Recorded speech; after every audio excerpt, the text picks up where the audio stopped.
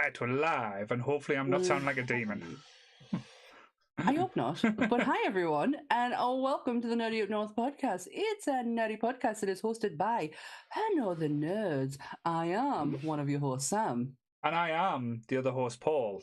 And as you can see, we're joined by a very special guest tonight. Yes, he's incredibly special. He's come, well, special is definitely a word I would use. He has came all the way down that highway from the danger zone. We have not Maverick, not the Iceman. We've got Lee. So hi, Lee. Hi, Paul. Glad to be here. Feel the need for speed, yeah. Oh, got to get all the puns tonight, isn't it? So just get them out with now. So we're hoping everyone's revving up the engines. Listen to the howling roar. Metal under tension, begging you to touch and go. Going highway to the danger zone. Danger zone. Ding. Right, we've got that out of the system now. So yes, out your systems. Out your systems. No. So how are you, Sammy? Needless to say, I'm good. Needless to say, there's going to be a lot of singing. I reckon there's going to be a lot of singing in this. It is. We've just basically watched a movie that was pretty much a long music video. That was a soundtrack with planes to it. It is, but it is. I reckon, and I would die on a hill for this. Actually, I reckon it's one of the best movie soundtracks going. Oh, 100%. It really is. Because you know why, Sammy? You've lost that love and feeling. Whoa. She fell for it. Oh. For fuck's sake. Oh. Do you want to get tonight is going to be fun. Do you want to get the disclaimer out the way? I think it's probably best. Yes. And then we can crack open this this movie. Yes. Movie. Well, everything discussed in today's episode is our opinions and our opinions alone. If you'd like to discuss anything from today's episode, please come and join us on the Facebook page, the Discord, or the comment section, where we can have an open discussion. But what we won't have is anyone coming for us and telling us our opinions are wrong, because we can all agree to disagree in fandom. So let's keep it fun, keep it kind, and keep the toxic behaviour out of a nerdism. Very well said, lovely lady. Now, one thing I wanted to get out of the way before we started, because Lee's rattling around like a little bitch. Sorry, I forgot I haven't took my tablets. We did a little thing on the Facebook group today where we got other people to give their kind of call signs. Because like I say, that's one thing I do love about Top Gun, is all the cool and interesting call signs. Now, I know you used to put what you think your name should be, but I've went out and had a thought about it, and went, what would Sammy's call sign be? What would Lee's call sign be? And what would my call sign be? So I've been a bit special, and I've given you a bit of a call sign. So we'll start with you, Sammy. What do you think your call sign would be? Well, I don't know, because I'm not very imaginative when it comes to shit like this. I can come up with great ideas, but I can't come up with names. I was always crap at avatar names, hence the reason why I'm Kitty Sparkle 13. Well, I didn't want to go with Kitty Sparkles. I thought that was too on the nose. So I thought this one would be quite a good one. So I'll just put the name up there so it'll see it there. So yours would be Reaper. I like that. Yeah. So almost like the Grim Reaper, but that would be because you're our mistress of death. Very much. I don't know why I'm smiling, because I'm like, oh yeah, that's so cool. But then I remembered he has to put mine up. Yes. So we'll leave Lee's to last. We'll leave Lee's to last. So what would you think mine would be? Oh. I don't think it. Well, I don't think you would go anywhere into like the cult status, because I feel like you'd want to stay away from that. So maybe the collector. The collector. Well, to be honest, I was a little bit boring, and I went with something that bit on the nose. I went the Goonie. That is perfect. That is brilliant. Yes. So I thought I'm excited for this next one, though. Now, Lee, you're a special old folk. We could have so many different names, so many different connotations. But you know what? I didn't want to be too mean. So I think I found one. Makes a change. I think I found one that does fit your personality to a T. So I went with Tigger. You are. I can't argue with that. No, I don't know. You cannot, because you You should see the way you go on when you're out. Yeah. You bounce around all over the place. So yes, you are, like I say, the bundle of energy, the bundle of joy. And when you have your down days, like Tigger do, Tigger gets all sad and his ears go all floppy and his tail goes between his legs. But I can see you bouncing around on your 14-inch cock, flying around like Tigger, going all around, going, the wonderful thing about Tigger's, Tigger's a wonderful thing. And his bottom's made out of spring. He's bouncy, bouncy, bouncy, bouncy, fun, fun, fun, fun, fun. The wonderful thing about Tigger is that Lee's the only one.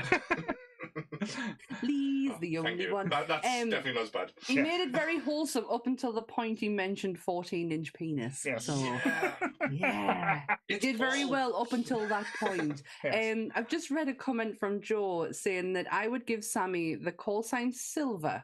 Mm-hmm. Because I remember she used to be in Het and Silver Band. I can't believe you. Is he our Wikipedia? Like, is that the guy who does our Wikipedia? Joe is now taking notes and he is writing the gospel that is shit. none. I did used to be in Het and Silver for a very, very minimal time. I was in Horton Brass. So this one There time you go. in band camp, Sammy, no. Fuck off. Do you know how many times I've heard that? Thanks, Joe. Thanks for being that person. And I really love them names. Right. They are perfect. Yes. So I thought, like I say, I put a bit of thought in them. I didn't want to just go with the things. Could have been Hobo Lee, could have been Daddy Lee. No. And like I say, it could have been Kitty Sparkles. It could have been, like I say, My Little Pony. It could have been Rainbow Bright. But no, we went for Reba. It's accurate. Just to say, if you fuck with Sammy, she will kill you. So that's fine. So yes. I also have an interesting fact on death in this episode too. So Sammy, do you want to give us the taglines and the speech?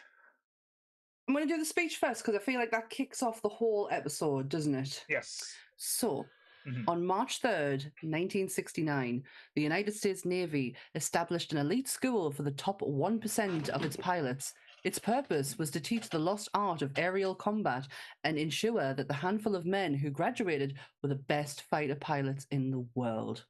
They succeeded. Today, the Navy calls it Fighter Weapon School. The Flyers call it Top Gun. Top Gun. Very well said. And with that, I think I've only got one interesting fact on this movie because I know you said you had some, so I didn't want to go too deep diving in this because that's quite an interesting comment. Because I know me and Sammy said before Lee finally did join us after going missing for about half an hour. This movie was like a propaganda, like to try and get people to join the Navy for America. And do you know what the percentage of went up by how many people joined the naval forces after this movie came out? No. Do you want to have a guess? Or 500 or something? Well, 5%? 500%. 500%. Well, that might be because at the cinema they had sign-up booths. Yes. For people. That's disgraceful, isn't it? Isn't it? Isn't it? Going to the cinema and coming back home. Oh, how was the film? Great. I'm in the Navy now. I'm in the Navy. Oh, this killed Wally. Yeah, that's crazy. I'll give you the taglines because there is only 3. Right. And they're not super duper long ones like we've had in the past. We all know the first one. I feel the need for speed. See, I always thought that was what was the racing car one that he did. Days of Thunder. Days of Thunder. I always thought that was one of the lines from Days of Thunder, but no, you're right. It is Top Gun. So the need for speed. Up there with the best of the best. Right. Best of the best. So it's a solo mission. Yeah. And I'm going with it. Oh, God, shit. So yes. That's the taglines for this movie. 3 of them. But I have so much information on this film because holy shit, is this something? This wasn't meant to be something. And I'll tell you, and just to give you an idea of where this movie was originally starting from, the 2 top directors before Tony Scott got his hands on it, David Cronenberg, that would, what? Yeah, John Carpenter. Are we doing vampires on planes? I don't think that's the right style. But that's at the time when the studio got their hands on this script. That's the two directors that they wanted to go with.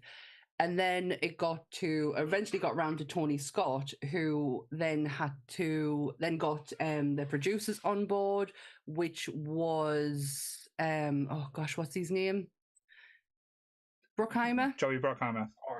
Yeah, Bruckheimer, and there was one other one, and I can't remember what his name is.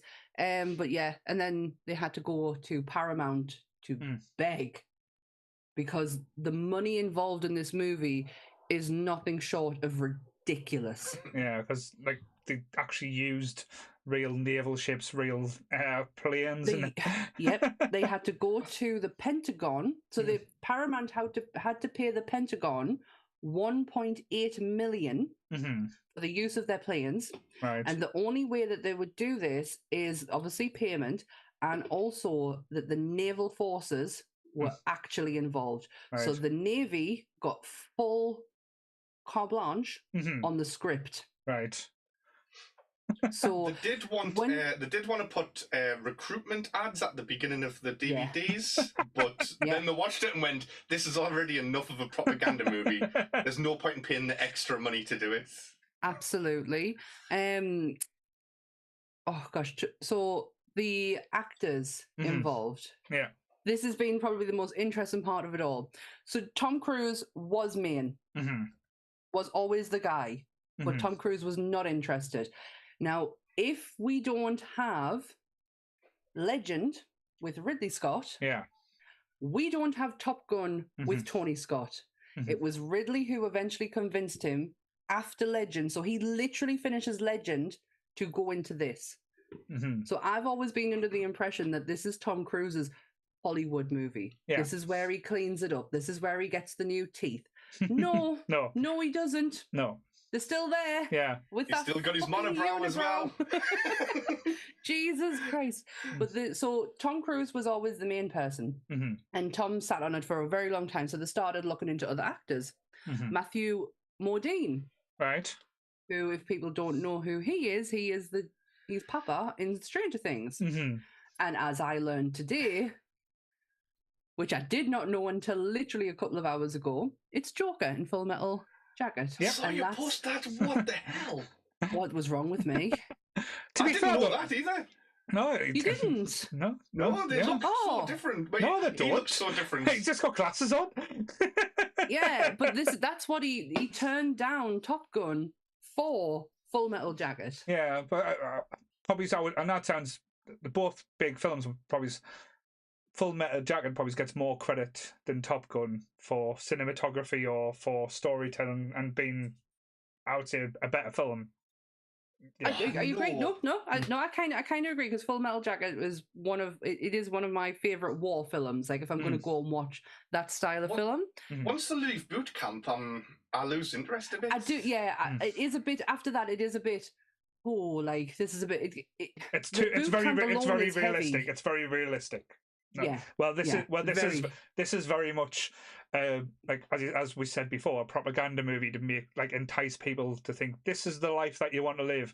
Travel around in the Navy, shag every woman in a port. Well, yeah, that's true. Yeah. Well, there's other actors that were considered for the role.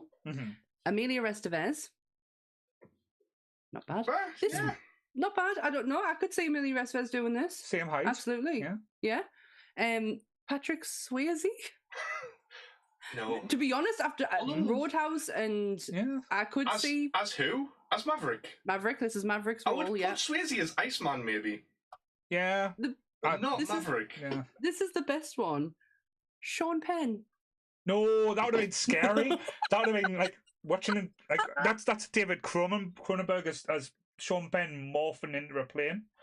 And the plane coming out of his backside and firing missiles out of his eyes or something like that.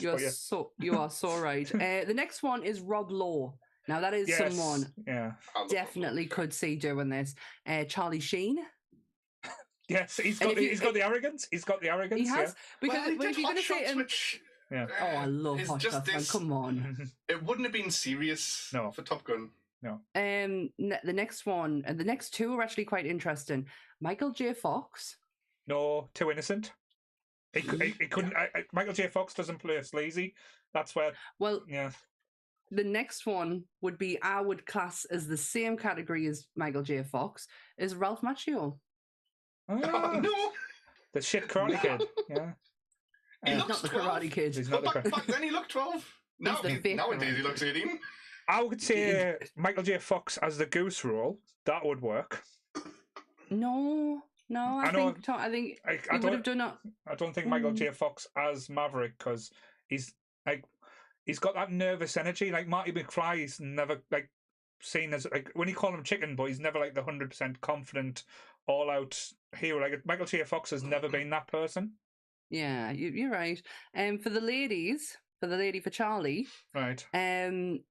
To be honest, any one of these could have done a better job than what we got. Ali Sheedy is one of them. Mm-hmm. Brooke Shields, Demi Moore, Julianne Phillips. I don't actually know who Julianne Phillips is. Right, I've just put a picture of Kelly McGillis in there because let's be honest, she looks the part. She looks fantastic, but if I'm going to be brutally honest, and I know I don't want to be shitting on people, she is the weak link in this movie.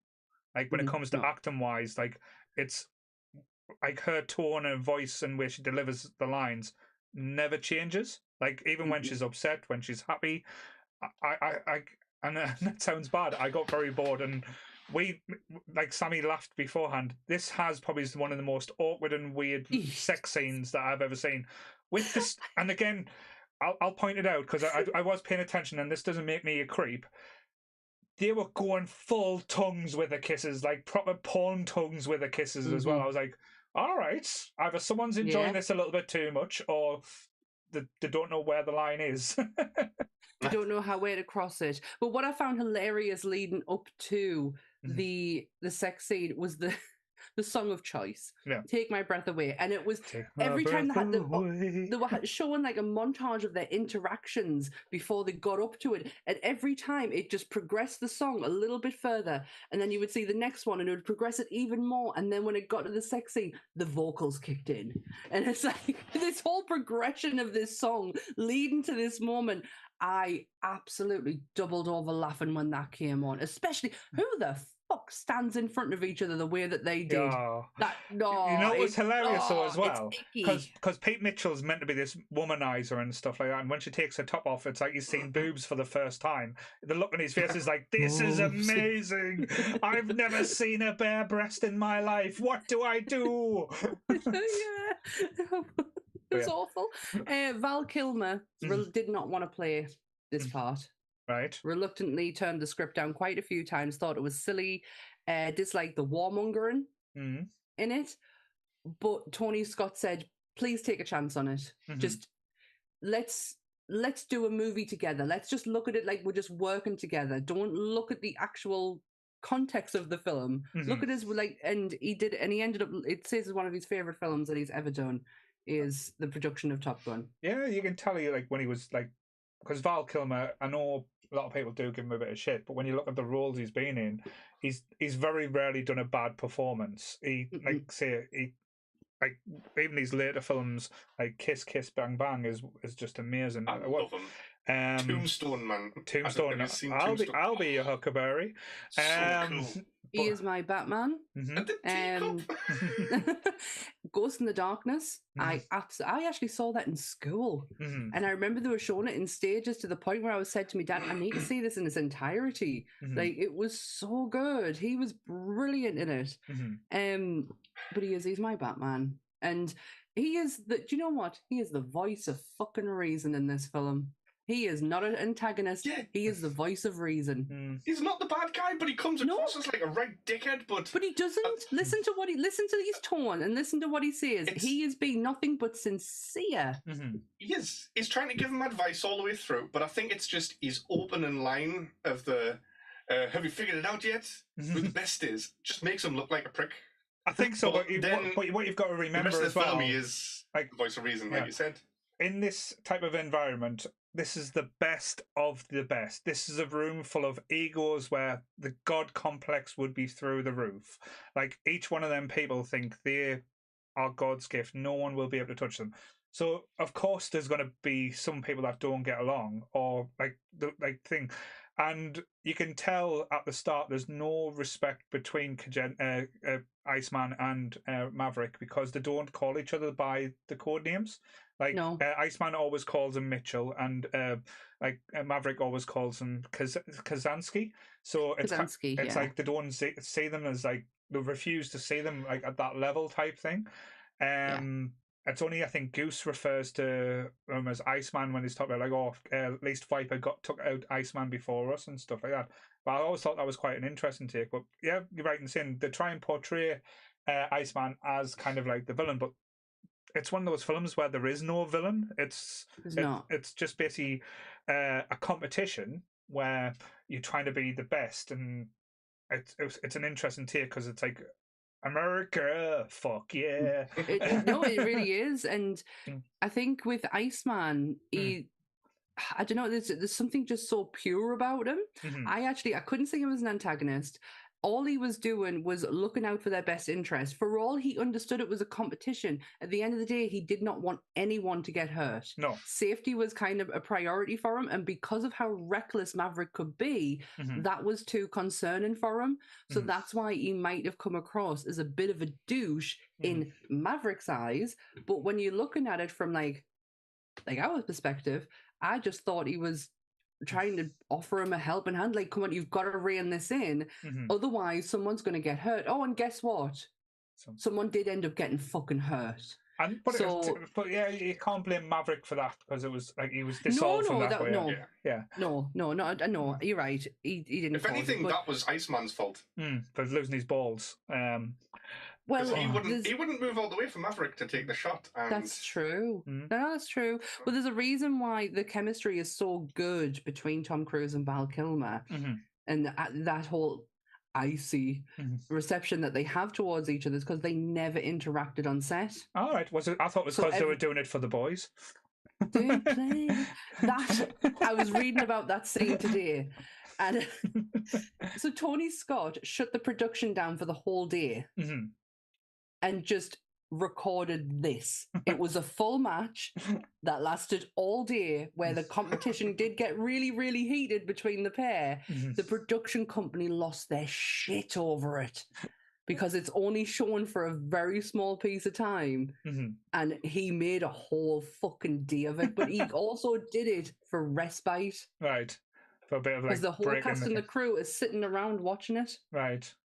No, it was a good scene. Like, I know everyone always jokes about and takes the piss, but it kind of needs that little bit of like fun, because that's thing. At times it's a very dark and serious film that, like, as you said, they're talking about war and they're talking about like the missions that's going ahead. But it's interesting as well, because I know you said at the start that the US Navy had like saying over the script and had sign-offs for everything. How the actual naval generals and stuff are portrayed, where they're more concerned about losing millions of dollars of equipment than human life, tells a lot. So, and again, I don't know if that's just, as you said, like the American viewpoint down to a T, but I noticed that bit as well when they were like watching it now. Like, I probably didn't listen to it earlier when they're kicking off. Like, it's like, oh yeah, they don't want to lose the plane, but they're like, it's like, that's not your body's making cashing checks that it can't afford type thing with taxpayers' dollars. It's like, it goes writing checks that your body can't cash. Well, all of the pilots are all stunt pilots. Every single one. If you see Tom Cruise doing turny flipsy flopsies, that's a stunt pilot who he did all of Tom's stunts, but one of the stunt pilots, Art Skoll, was actually killed in the production. Right. He was 54. He died when his Pitts S2 camera plane failed to recover from a flat spin and plunged him into the Pacific Ocean. Right. His last words over the radio were, "I have a problem. I have a real problem." He still hasn't been found, or his aircraft. No, the film's totally dedicated to him as well. He's on an island with with Wilson. Wilson. Oh, that is. At least he's not on his own. It's But this movie is so clever in there's a lot of things based on real life. The fight at the end, where that's based on true events. Charlie, she is an actual person. She's like the deputy secretary of defense for the Pentagon or something like that in real life, isn't she? Yeah, she's a genuine real person. But the Navy wouldn't allow. So the line, where they say you don't salute her, she's classed as a civilian. They had to do that because of her actual title. Right. And she is not her. Does that make sense? Yeah. So she is playing. So they couldn't allow anyone in to salute her because that's not the real person and her real. So it was really clever. It's honestly the detail in this movie is ridiculous. The best real life person to do with this film is when Charlie leaves the bar to go with the old man did, and goes and sits with the real life Viper. Yeah. Who Viper's based on, who's called Pete Pettigrew, which is just hilarious because it's like the rat from Harry Potter. But, it's Peter Pettigrew. Have you got his finger missing? But and then they've used his name for Pete Mitchell as well. Yes, they did. Yeah, the real life Viper. Even though I lost my shit when I saw who Viper was being played by, I love that man. He's the dad in Steel Magnolias, man. He's fucking class. And the minute I saw Michael Ironside's name come up, I was like, of course he's in this movie. I just love the interaction as well. Army-based. Yeah, but Michael Ironside, like his character as well, he's a bit of a, he's not a dick. Because he cheats, and then Maverick gets wrong for him cheating, because he knows Maverick's got him. So he's like, he goes outside of the radius where you're meant to war, but he does it on purpose. And he uses an excuse, like saying, I lost sight. It's like, no, you didn't. You were going to get taken down. You didn't want to get taken down by this upstart. So that was always an interesting thing. Yeah. But I know one of my favourite scenes, I'll show the little gif of it as well, because it's just so out of place in this movie when you think of it, and it shows the arrogance that Pete Mitchell's Maverick is. That when they walk in the bar, him and Goose have the little bet saying that he's got to take someone home or go home with someone, and I think they use the line "knowing them carnival." I can't get it. I can't get the words out now, but and then you get the whole singing bit as well, and that's and as you said before, music is such a big part of this, but using Unchained, you've lost that the Righteous Brothers, you've lost that Love and Feeling.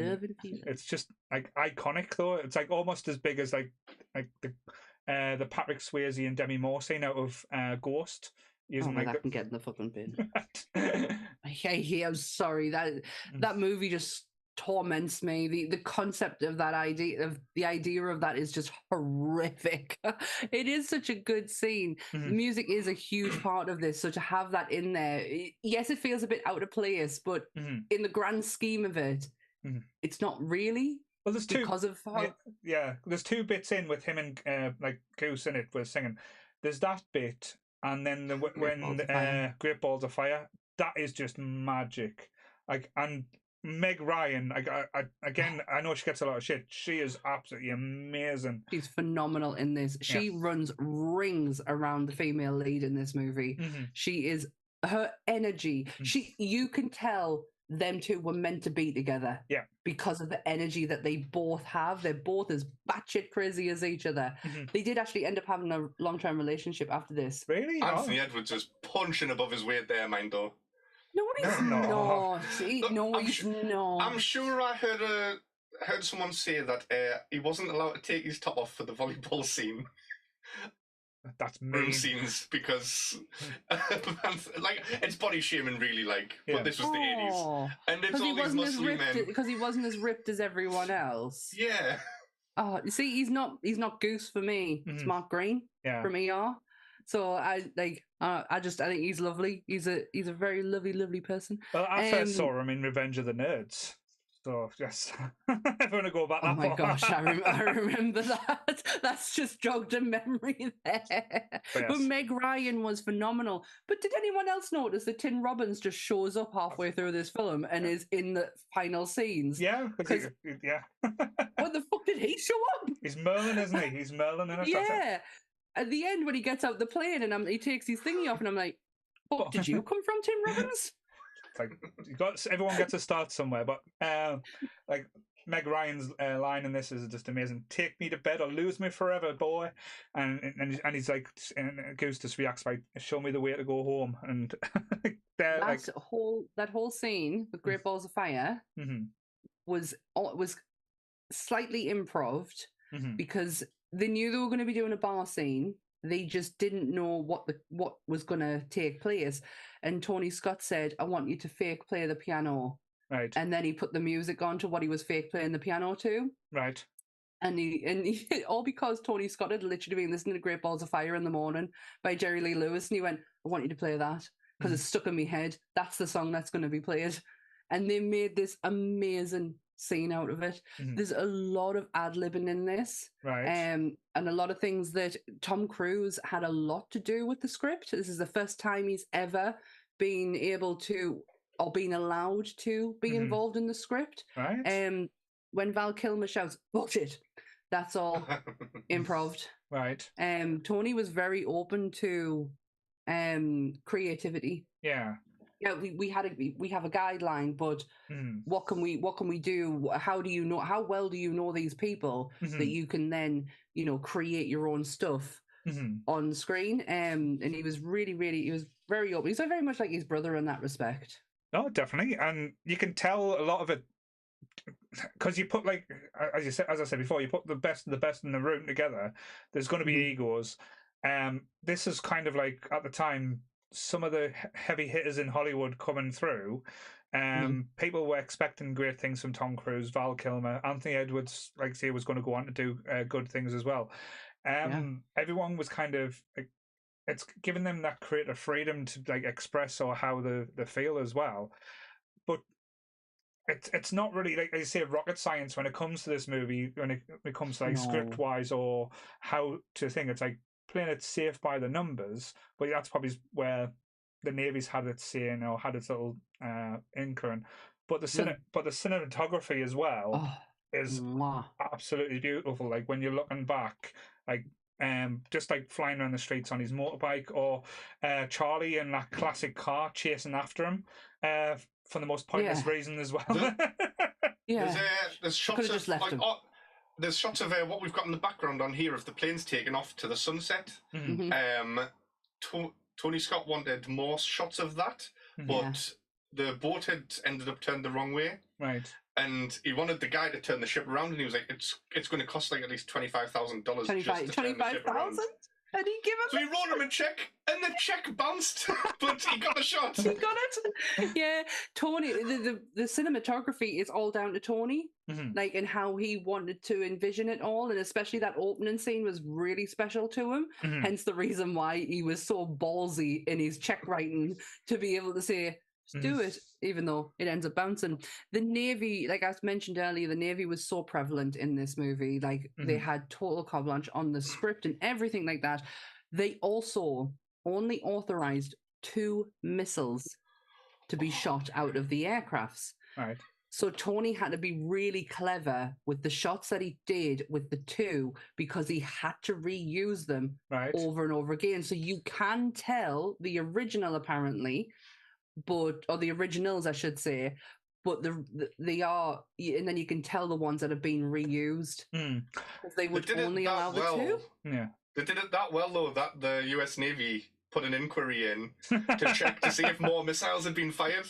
Yeah, that's how well they edited. So I always, when I'm watching this editing of it, it is a bit sketchy for us in some places, especially like the scene, the bedroom scene, and flipping between scenes. I always thought it was a bit, but editing within the scenes and within the fighting scenes, they were so. I feel like that's where the time was spent and was in the air. Yeah, and I know we bang on about it as like week in, week out. This is probably our tagline for the podcast now: practical effects are better than special effects. Like, I don't think there's any special effects used in the original. And normally I would say if they made this movie again now, they would use all special effects. But that's been proven not the case. Because when they done one of the things about doing Maverick that Tom Cruise insisted why he would do the movie is that it was used all the practical effects. There is special effects in there, but like flying the planes and everything is practical effects again for Top Gun Maverick. Which I don't think Tom Cruise would do it if he wasn't allowed to actually get an adrenaline rush out of making the movies. Well, I think Top Gun was the start of it as well, wasn't it? Mm-hmm. Well, it literally does Legend, and then this is his next movie is after that. So this is the starting point of Tom Cruise's career and his. You know, because he does love practical effects. It's proven. Like I can say a lot about the man, but when it comes to his acting, you can't knock what he does. No. Go on. He wasn't sure about doing this film though. No, he turned it down so many times. In one of the F-14s and did like barrel rolls and stuff, and he was nearly sick. And like got stuck on the floor. He was sick. He threw up everywhere because Tony Scott said, "Get him up in the air." And no, it was Jerry Bruckheimer said, "Get him up in the air and flip the fucker around until he can't take no more." And he vomed. The only person who didn't vom was the guy who played Goose. Yeah. Oh yes. I got on the plane and got on the phone and was like, "Sign us up now." It's interesting though when you look at like Tom Cruise's career after Top Gun, because as you said before, it was like All the Right Moves, Risky Business, Legend. Then Top Gun, then it was The Colour of Money, which is basically the Paul Newman kind of sequel to, I've forgotten the name now, but Cocktail, Rain Man, Born on the 4th of July, Days of Thunder. So this was kind of like the point where Tom Cruise like kind of went stellar, but then he was probably like, as I said, not the world's biggest superstar yet. It was probably when he did A Few Good Men, The Firm, and like Interview with the Vampire, where his star rose to the point where we had the Tom Cruise level of like mega Tom Cruise, shall we say? Yeah. Almost like the I nearly said mega pint, the Johnny Depp thing. mega pint. Well, he is very pint size. He had to wear heels in this movie because he didn't match up to the size of his female lead because she's 5'10", he's only 5'7", so he had to wear high heels. That's I have watched Days of Thunder this week as well, like immediately after watching Top Gun, because it's so good, man. So I hadn't seen Top Gun until I was about 23 years old, right? Because I hate that Berlin song. Right. It just grinds on his. Yeah. So I thought it was like some kind of like lovey-dovey romance film, and I wasn't really a Tom Cruise fan back then. And I was What changed, Lou? What changed in you? That I was mates with, and she was like, "Oh, have you?" Like she mentioned Top Gun. I was like, "No, I've never seen it," and she forced us to watch it. I went out the next day and I bought a DVD, which was Top Gun and Days of Thunder dual disc. Right. Yeah. And I watched Top Gun every single day for about 6 months. I loved it that much. And I would watch Days of Thunder immediately afterwards as well. I was 39 when I first watched this. See. And I didn't know Goose died. What? I didn't even know you were already 39, Sammy. I'm 41 next week, friend. But thanks for that. But yeah, I only watched it and because my best friend loves this movie and she's been banging on for us to watch Maverick as well. And I will get round to watching it. It wasn't out of any other reason. It's just other things came up that I wanted to watch before that. Yeah. But after today, I've totally had like a whole different perspective on this movie. When I first watched it, I feel like I was just watching shapes and colours. Yeah. And, you know, oh shit, Goose died. Didn't see that coming. Generally didn't see that coming. Like, I'm not taking the piss. I did not know that Goose died in that movie. But today I've had just a bit of a... I properly sat and watched it.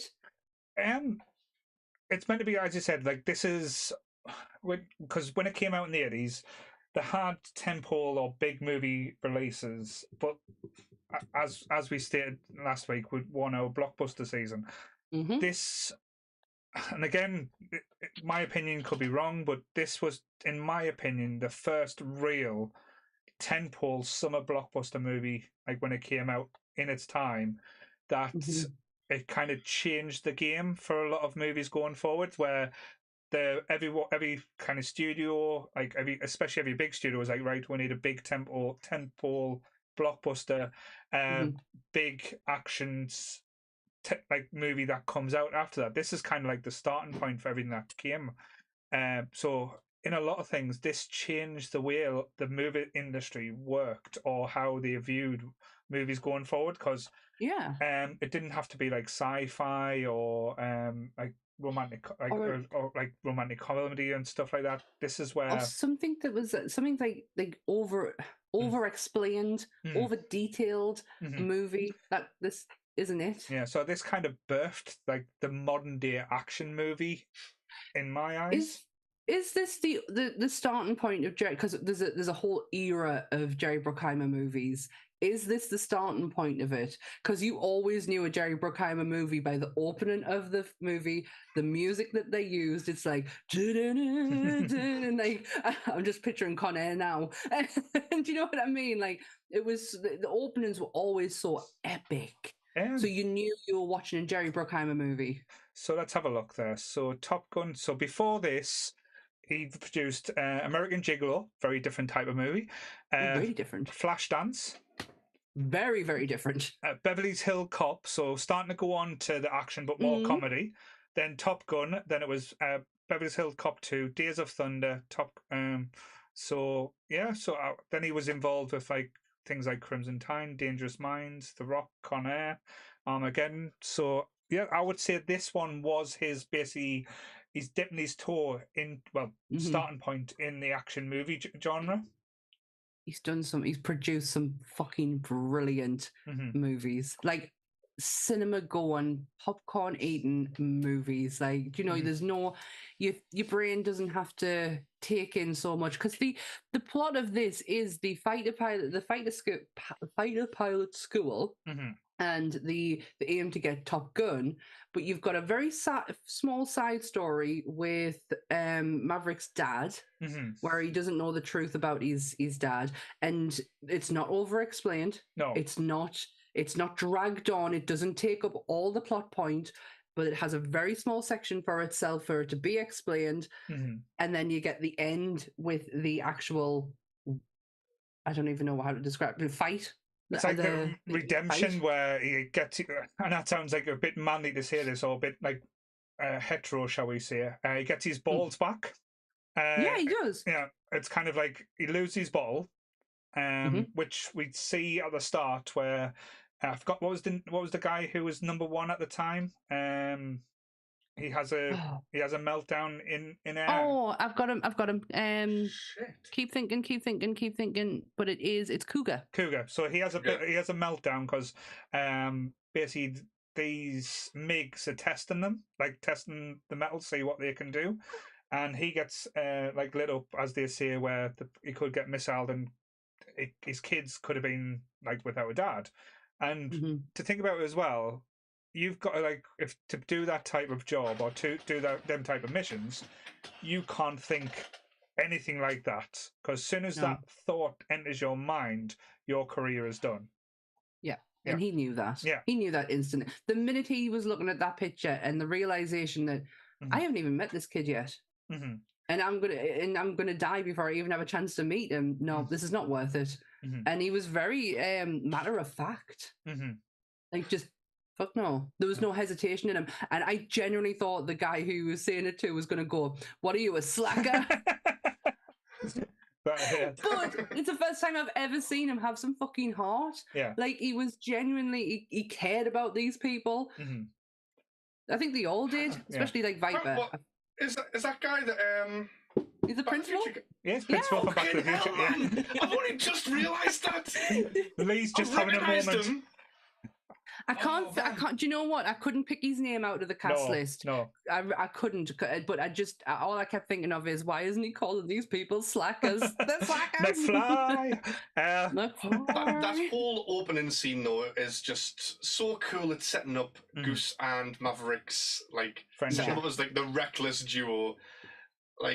Obviously the number one guy who's meant to be a hotshot fucks up, and then. The finger, upside down finger in the air, and just to top it off, Goose with his camera taking a photo. Can I give you one little fact about that whole scene? I am going to stop giving out facts soon because I am running out of them. The F-14 pilot who flips the bird, obviously it's not Tom Cruise. Sorry, people. It is an actual pilot called Scott D. Atterman. He is Tom Cruise's stuntman throughout the whole movie. This guy goes on to be a fucking NASA astronaut flying. He's a pilot in 2 missions and a commander on 2 more missions. This is a NASA fucking astronaut. This is it. When I found that out today, and I was like, and he's flipping the bird off. This is how much this movie has given me. Is the detail of the actual making of it's been fantastic to learn about. I love the whole Polaroid thing coming in later on as well, where that bullshit from Val Kilmer, and Goose is like, no, really, I got a really great Polaroid of it. It's like, you fucking dumbass. Why? Why would you have to defend it? But, again, it's quite a good, interesting interaction between Maverick and Charlie at this point, because we've had the "you've lost that love and feeling" where and then for some reason. He follows her in the women's bathroom and goes all rapey on her, and it's not a good scene. Creepy, that. It's not a good scene. Let's be honest, No. Especially for the 80s, where it was a big thing for when women say no, they mean yes type thing. So that was kind of didn't. No. I'm just going to put that out there. We didn't. Lee always does, but that's a different story. Oh, totally different. But yeah, that was a whole different creepy. So that was that whole interaction. Then for him to see say Charlie in the classroom and the awkward interaction then, and then for him to have the gall and be all arrogant and saying, well, it's classified, and she's like, I want to find out a bit more about this. And he's like, well, if you've got access, go and read about it. It's like, wait there, you were the douchebag. You shouldn't be giving her the attitude here. You should be asking her for forgiveness there. Yeah. The bird? Yeah. I hate it when it does that. Oh my gosh, I absolutely loved Goose in this, but I did see a lot of Lee in him. Just some of the characteristics of him and the way he talked. I was like, oh God, Lee really is the Goose of our gang. But Goose's death was apparently meant to be much more horrific. Right. And the studio had to tame it down. He was going to die in a flaming crash aboard an aircraft carrier. Right. And they said they wanted to train it to a training accident because it was less.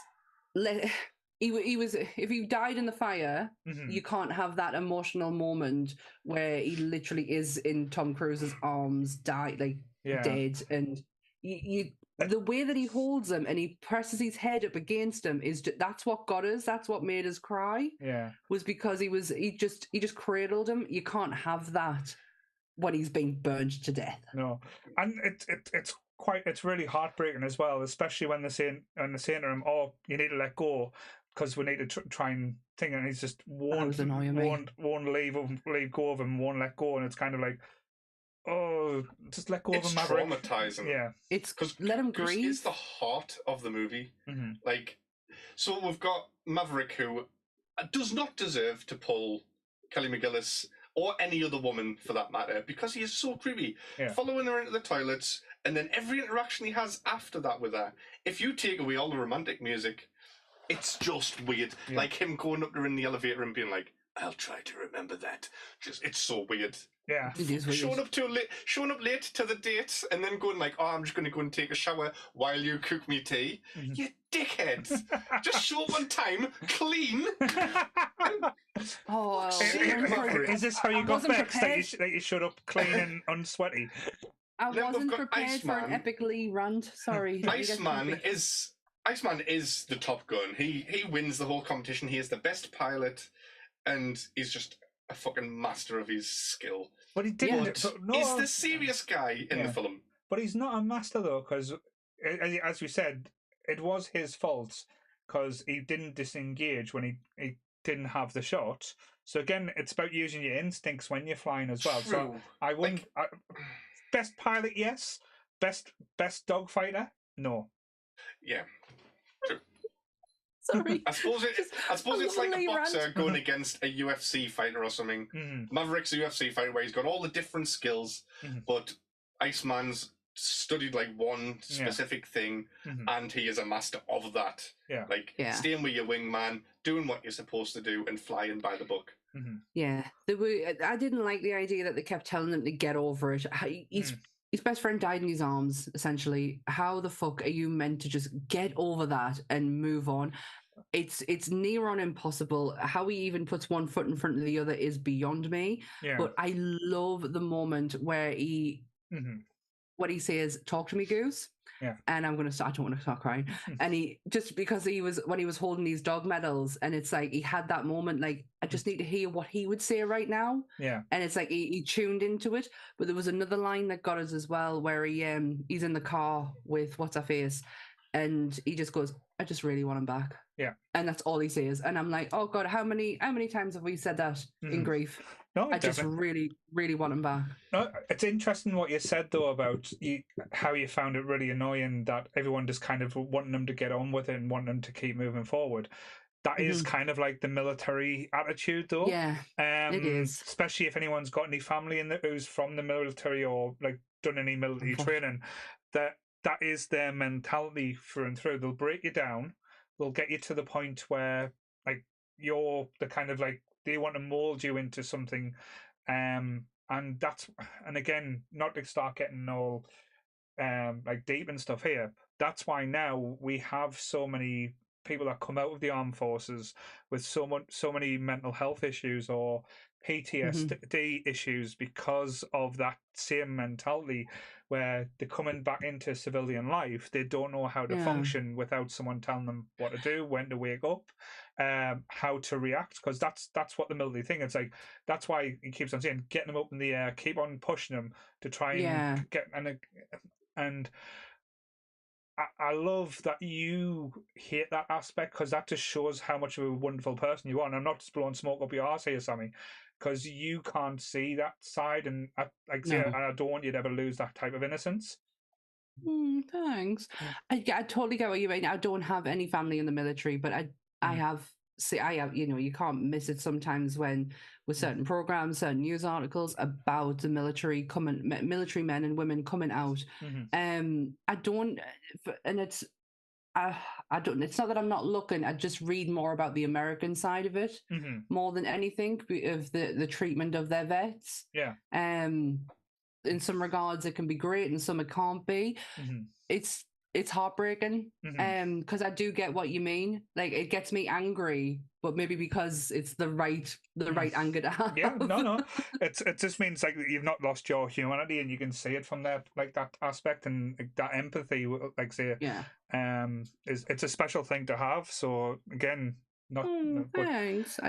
Well, there is a scene that is available on special DVD. I don't know if you guys have any of the special edition DVDs of this movie or Blu-rays, but there is a shot that was done of Maverick going to Goose's grave. Right. I really wish they kept it in. I really wish they kept it in. I love the fact that he throws his dog tags into the water. That's his way of like, okay, friend, you go be one with the sea kind of thing. Yeah. But I wanted him to have a bit more closure. He gets that in the second one. Oh, right, okay. Because not to give like spoilers, because not as spoilers. The second one, he's training at Top Gun, and Goose's son is a part of it. Miles Teller. Miles Teller's so good in this, man. Yeah, I mean, he's a great actor anyway. I don't mind Miles Teller at all. And he's brilliant. And he's not angry that. Well, it's not a spoiler. He's not angry that Goose died. He's angry that Maverick wasn't around afterwards. See it. I mean, there's more to it, but we'll not. Right. I will get round to watching it. Like I said, one year, I think when it came out, we just we had that or Nope for our New Year movie, and we went with Nope. Yeah. And Glenn Powell as well is in Maverick. Who's Glenn Powell? He's the main guy in the new Twisters movie. Oh, he's the one that I think should play Hangman. He should be playing Booster Gold in the new, if it ever did. Yeah. Is he the guy from, I don't know, did you watch Screen Queens? Is he in that? Yes. Oh, he is fantastic. He was in Hidden Figures. So he's so good. He can play bad and good and the in between. Like he's got so much range to him. In between. He's like the dickhead, but he's good at what he does. He's like Iceman, but with more testosterone and ego. Is Val Kilmer in it in Maverick? Yes. Yeah. Oh, that's nice. I know he's had a really hard time. Is he still alive? No, he's not. It's a cameo, but I don't. He's in it. He is in it, but I think they've. He's got throat cancer in real life, so I don't. Is he still alive? I don't know. I haven't seen. Yeah, Val Kilmer's still alive. He's still alive. He's still alive, but they had to do a few special effects with him, type thing for that one. Oh, bless his heart. There's like texting scenes and things.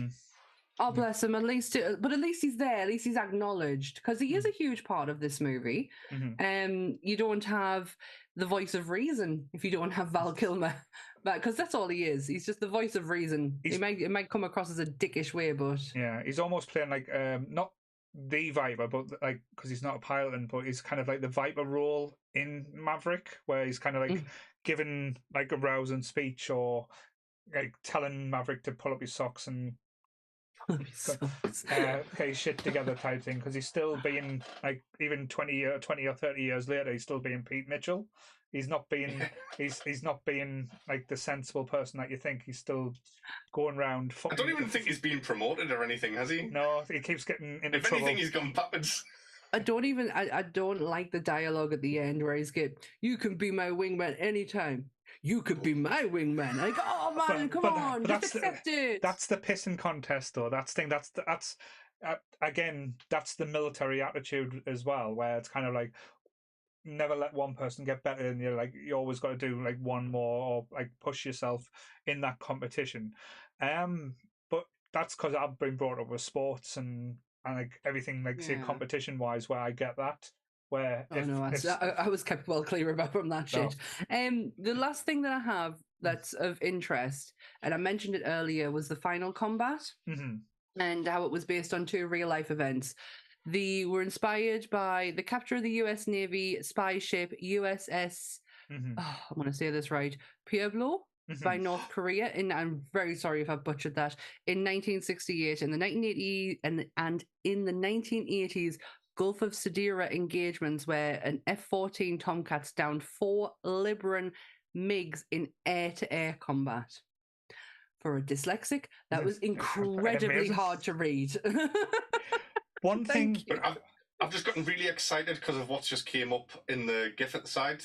Either your views too, or anybody in chat, if you see us, I've never got to do this in my entire life and I really want to do it, someone please high five me like that. You've got to be able to bring the swing down as well. It's the coolest thing ever.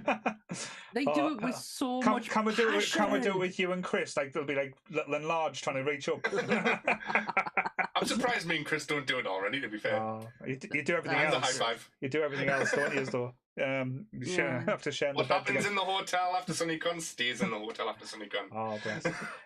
One thing that, again, because it makes sense with everything that we've learned, like on this podcast, with the Navy's like input and what they've had to say in this movie. They've got to remember they have just been in a battle scene where they've killed people. And they get back to the base and they celebrate like they've just won everything. It's like, how many people have they killed or injured or caused really damage? Even if it's like in a wartime situation, I don't know personally how I would feel after that. I wouldn't be like cheering and I don't think I'd be doing that. I wouldn't be doing like this. It's like cuddling. Yeah, we did it. But like the whole base and everything get around them and just starts like. Being like Tim Robbins coming out of nowhere. Yeah, it's like I mean, they are a bit too happy, but at least they're not as happy as capturing a brain bug and being like, "It's afraid." Yes, like, that one's just over the top. Yeah, That was something. Yeah, but that was Doogie Howser though, so it was allowed. Doogie Himley, you mean? These guys probably will get back and be like excited, like, yes, we've got back alive. It's adrenaline. Everybody's safe. And then the next day they'll wake up and be like, oh my God, I'm responsible for so many deaths. That man's wife and child. Yeah. So all we're getting now is just adrenaline-induced fist pumping, like we got on the ground kind of thing, and then tomorrow the hangover kicks in and the regret and the remote. Let's hope that's the case, because I would hate to think that that's how their lives were. To be fair though, if you think about the Americans now, it's like, yeah, we didn't shoot our own people. Sorry. Well done, America. Sorry. Oh, friendly fire, you dicks. He's not paying Call of Duty now. Sorry. I'm not bitter or angry at all. That's fine. No. But yes, anything that you want to bring to the table, Lee, that we haven't mentioned? Because I know we've done a few songs. We've talked about an uncomfortable love scene. And I have given so many facts. I think this is the most fact-filled episode I've ever done for very long. I think it's even more fact-filled than the bloody Me Monsters episode coming up. Jesus. Well, I do have an amazing fact that I love about Michael Ironside. Michael Ironside is my favourite army guy in any film ever. I've said before, if you need someone that looks like they've seen some shit, hire Michael Ironside to play that army guy. He was on the ship walking down the corridors, and one of the real-life naval officers was running along and stopped to salute him because he thought he was a real army general guy. I actually have that down on here, but didn't think it was worthy enough to bring up. But see that he does have that granitosi. He does look like someone that would be an army general as well. So, and you've probably seen him in a few films, and shit, he is an army general. It's just like that's his role. I think this is this the first time he plays army general, because this is where he starts getting typecast. Because he mentioned it in one of the things I read, was that he loves the fact that if there's military, they go to him. Right. Like, you know how some actors don't particularly like to be typecast. Michael Ironside didn't feel like that at all. Right, let's have a look. See if he's got his. What did he do beforehand? Michael Ironside. Why is he not giving us his filmography now? So Scanners was before this. So David Cronenberg. So that's Cronenberg. So he might have been a Cronenberg actor, you know. Yeah. Top Gun. So he done V. So he done like a TV show V. Watchers. Highlander 2. Sequest. Lois Lane's dad in Smallville as General Lane. All right. Isn't he in Bill and Ted's Bogus Journey, or am I totally thinking of someone else? Oh, that's someone else. Right. He was in Free Willy though. Well, Willy. I have seen that film, and I was hysterical through that film. To be fair, it wasn't something that we it wasn't Lee pumping one out. It was fine. Thank God for that.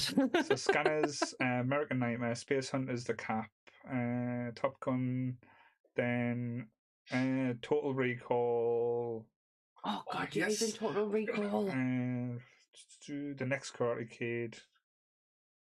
Is he? Yeah, he was. The Hilary Swank one. I'm sure Hilary Swank kicks his ass at the end, or is it Miyagi? Oh, Mr. Miyagi kicks his ass because he's like telling everyone to like braid the lass, and they're like, "No, we don't want to beat her up," and he's get, "You're all losers. I'm gonna," and he starts braiding one of his pupils up, and Mr. Miyagi goes, "No, we end this now," and goes all cool. Yeah. Yes, I didn't want to do an impression, so I did my best not to do an accent there. Yeah. So I think I pulled that one off just okay. But yes, I really didn't want to do an accent. Borderline. Yes. It's fine. Yes. I just said the words in an aggressive tone. You did. Yes. But yes. But someone did mention in the chat earlier, if we didn't get Top Gun, we wouldn't have Hot Shots. That's true. And I know when it comes to parody films, like Hot Shots is up there. I know it's a parody for Hot Shots and Top Gun and Rambo. But like this movie gets sent up so many times. Like I think there's so many jokes about like the way Tom Cruise looks in this movie, and as you said, it is just a propaganda saying we're in the Navy now. Come and join us and have this amazing time. and with like, but obviously, again, this is going to be a weird thing to say. If you took the soundtrack away, would this movie be as good as it is without the soundtrack? Because the opening music that they have, that's a kind of all like, it fills the gaps in all the like, and it's like a build up. If you don't have that, you're not feeling anything. You're just watching planes and going. But the guitar bit, yeah, it kind of that kind of like sets up your emotion to like, oh fuck yeah, look at this man. But if you don't have that, it's kind of like. It would just be like a generic like action movie type thing, but yeah, I think be shit. And again, I know we talk about music in films being used, but as used as well as this, I know we've talked about like a great soundtrack away from the movie, but the use of music in this movie, can you think of many films that use it better? Oh, man, I'm always gonna pit anything up against Kill Bill. Yeah. Because for me, Kill Bill has the greatest movie soundtrack of all time. And I dare say this comes a close second, third. Like, it's in the top. And I know every song. Yeah, and I know I have is on my playlist. Yeah, and I know I've shit on the movie as well, but that's just my first taste. But I think up there for music used, Pulp Fiction as well. Oh shit! Yeah, yeah. Well, I think that's Tarantino. This is Oh no, this is for other notes that I did earlier. I was going to say this is Tarantino's favorite film. It's not. No. This is something completely different. But no, Tarantino is so good at, like, you can put your personal feelings aside with regards to his movies, but his soundtracks are fucking phenomenal. Like. Kill Bill 1 and 2. Robert Rodriguez, I can't remember, I think it's a mixture on the first one, but Robert Rodriguez takes the lead a lot in Kill Bill Volume 2 with the soundtrack. Because if you didn't know, he's not just a director, he's also a musician as well, and a very fucking good one. Pulp Fiction. He played some of the music in Dusk Till Dawn as well, didn't he? I think so. He also plays some of the music in The Mandalorian. So anything that he does, he's an amazing on Spanish guitar. He's fucking phenomenal. Desperado and I'm laughing at Chris here. Sorry. Awkward men grunting playing volleyball. If I wanted to hear that, I'd sit up. I feel you, Chris. You don't actually hear them grunting. You don't actually hear them grunting. You don't, but that is actually one of the most iconic scenes in movie history. When you go through lists of iconic scenes in movies, this will always come up. Oh my god, he's doing it. Oh my gosh, it's been a while. We're going to play volleyball now, come on. You've got to get all glistened up, mind. They all got oiled up. Yeah, do not get oiled up. I can't do that. Come on, Sammy, you said in the chat earlier you were going to be playing with the boys, so... I hear it's bad enough that I've got to sit in a podcast with Lee. You know? I'm sorry, what did I ever do to you, Sammy? Oh, you know what you did. Yes. But for myself, for movies with, like, amazing movie soundtracks, I think I would go for something more modern. Like, I mean, this is like the top for me. But then more modern, I would go for Guardians of the Galaxy. The first one. That brought back having amazing soundtracks, because I think it had gone a bit stale for a while in cinema. Again, I love the soundtrack for Guardians of the Galaxy, but was that not like because the soundtrack didn't move the story along?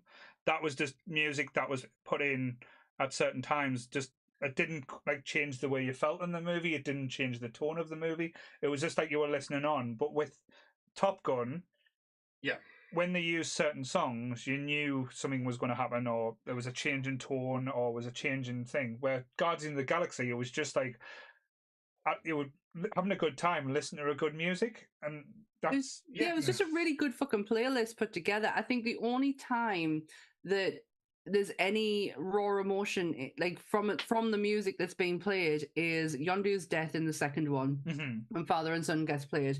That hits a chord, and there's a couple in Volume 3 that just they're quite powerful, especially the Florence and the Machine song at the end. That hits a note, but again, it's just a really good fucking playlist. Yeah. The movies that have gotten it completely wrong, who have tried to follow that kind of way of doing things and keeping away from the likes of what Top Gun did, where music was based on the emotion you are meant to be feeling. So the score directs you where to go. People who've gotten it totally wrong is Aquaman. Yeah. Whoever put that fucking soundtrack together needs fucking firing. It is a terrible soundtrack. And the Snyder Cut. Yeah. Brilliant. We were talking, me and Dan were talking about this the other day. Snyder Cut, really good movie. Soundtrack, fucking terrible. Yeah. No, and going back to the certain movies as well, like Flash Gordon. Like absolutely unbelievable soundtrack. Donna hit one in the chat as well. Highlander. Well, yeah, anything with Queen basically. But no, the Rocky franchise, not just Rocky, but the Rocky franchise. Rocky 4 has the best soundtrack. That is in my top tier. Every song on that soundtrack is in my playlist, along with everyone that's on Top Gun. There's like a half an hour montage of just amazing songs with Rocky training or being upset. So cool. I even have the training montage, you know, the do do do do do do do do do. I watch that at least once a month, and I always think, I cry when that music comes on. I'm gonna get fit now. I'll listen to it and be like, I'm going to go to the gym, I'm going to sign up, and then 10 minutes later I'll go and put a pizza in the oven or something. But that's the thing, that's an interesting discussion probably we could have in another day at a time or something, is basically like different soundtracks, like soundtracks that are good music playlists or actual that help the movie go along, because then you can talk about like movies like going back to the old ones like Jaws, The Exorcist, where they use the soundtrack not to have a good playlist, but to try and change the feel. Like, I know it's something as simple as Tubular Bells, but how many different ways that they play Tubular Bells or introduce the music in The Exorcist is masterful. Tubular Bells was almost, it's very innocent. It's very, it's, how best to describe it?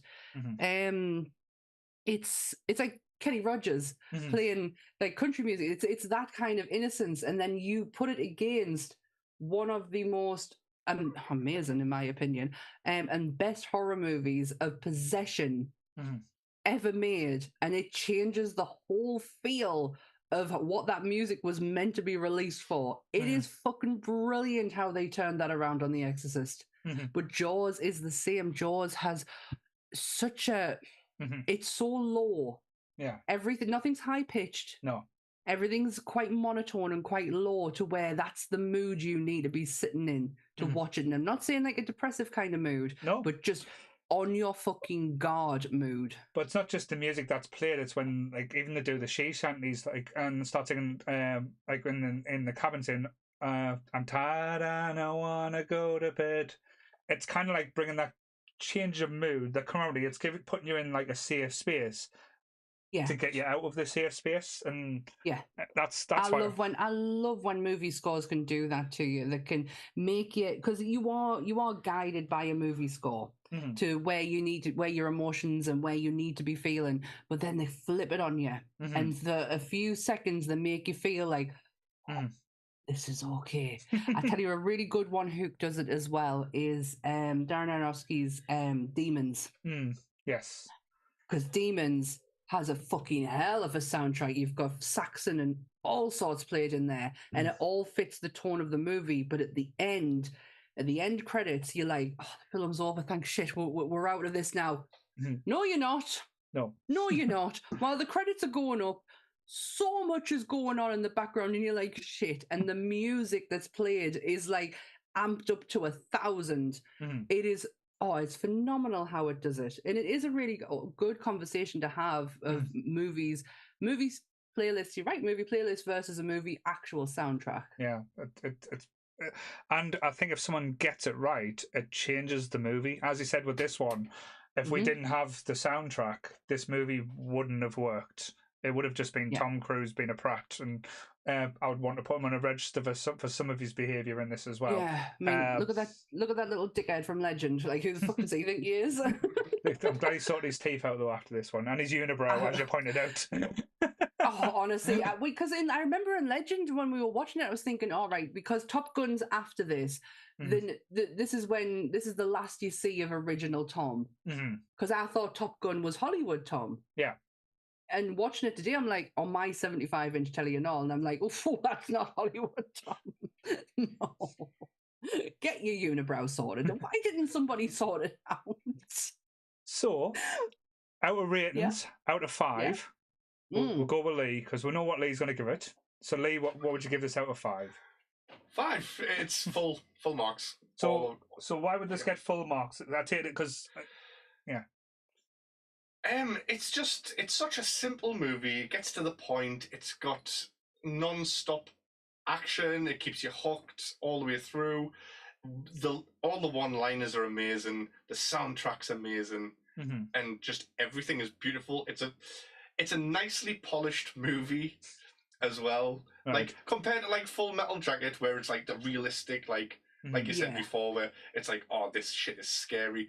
This shows war is like a fun time, and it makes you want to do it. That's all we want, Lee. That's all we want. Death and destruction is good. It's all good. I watched this and I wanted to become a naval pilot. Well, look, you bought a jumpsuit, so he definitely. I mean, the audio listeners won't be able to see this, but he did compile a video of himself in his jumpsuit, if you want to go and check that out. But the reason why he wasn't singing or talking in that video is because he had tonsillitis. So we're glad to see we have a fully recovered Lee. I've still got it. Like I had to keep muting and like coughing every now and then, and that's what the rattling was at the beginning. I forgot to take me antibiotics. It's fine. Oh, bless you. You dick. What about you, Sammy? What are you going to give it?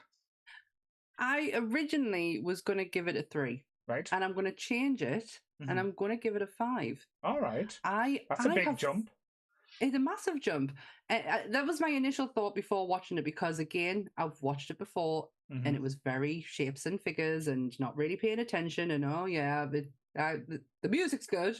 But today, watching it, I watched it before I started reading about it.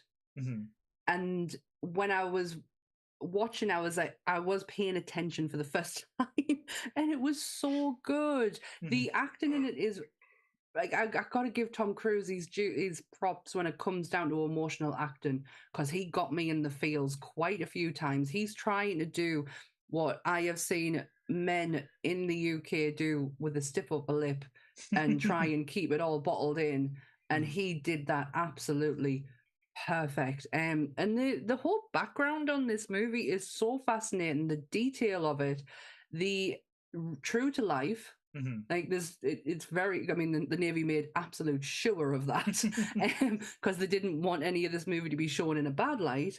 I got a lot out of it today. I've really, really enjoyed it. So I need to give it that 5. Cool, very nice.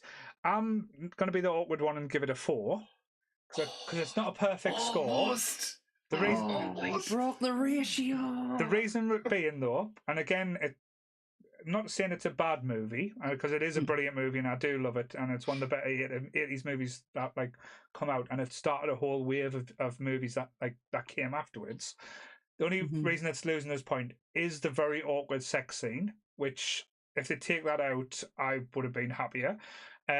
Also, Kelly McGillis looks beautiful, but her acting isn't up there with the others as well, and it's kind of like every time she speaks, it's kind of like, oh, you've just changed the mood. I'm not either feeling it, or which just gets like when she delivers the line as well, when she's caught him, I wanted to tell you, I didn't want them to know that I had fallen for you.